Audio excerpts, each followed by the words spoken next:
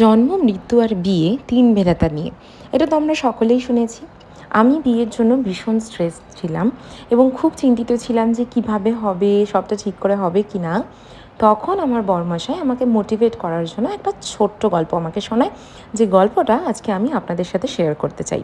যেটা হচ্ছে, মহাভারতে যখন দ্রৌপদীর বস্ত্রহরণ হয়েছিল, তখন দ্রৌপদী প্রথমে নিজের বস্ত্র এক হাতে কন্ট্রোল করা ট্রাই করে অন্য হাত দিয়ে শ্রীকৃষ্ণকে ডাকার চেষ্টা করেছিল।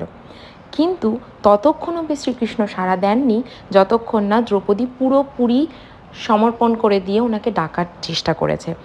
লাস্টে যখন দ্রৌপদী দেখলেন যে না, এভাবে হচ্ছে না, উনি 2 হাত দিয়ে শ্রীকৃষ্ণকে ডাকার চেষ্টা করলেন, তখনই শ্রীকৃষ্ণ তাকে হেল্প করার জন্য অবতীর্ণ হলেন।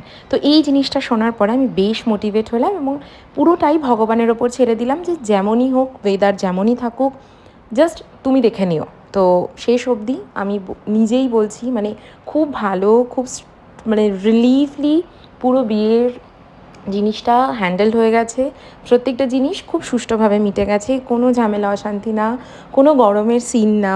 পুরো সকাল থেকে বৃষ্টি হয়েছে, কিন্তু রাতের মধ্যে বৃষ্টিটাও শেষ হয়ে গেছিলো এবং খুব ভালোভাবে আমাদের বিয়েটা সবাই এনজয় করেছিল। আমি ভীষণ হ্যাপি এবং ভগবানকে আমি বলে রেখেছিলাম যে যাই হয়ে যাক ভগবান, তুমি আমার পুণ্যটুকু দিয়ে আমার বিয়েটুকু শেষ করো। এবং সত্যি সত্যি জিনিসটা হলো।